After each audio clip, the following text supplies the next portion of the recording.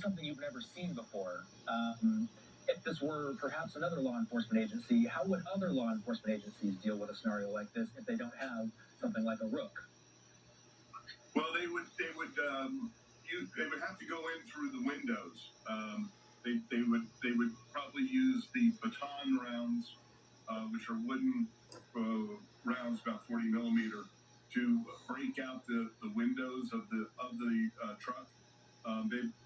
They would continually deploy more gas in an effort to get the individual to come out, and eventually they would have to make a determination whether they wait this guy out, utilizing other chemical agents or beanbag rounds or something of that nature, to extricate him.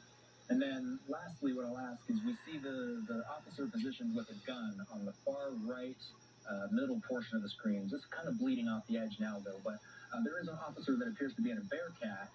What's that officer's job in all this?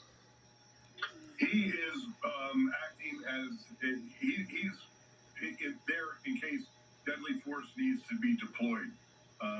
That's what his role is, and he's got the eye on the individual. He's the one that's probably in the position best to see the individual who's in the truck, and report to the others about what actions he's taking, what observations he's making from that vantage point.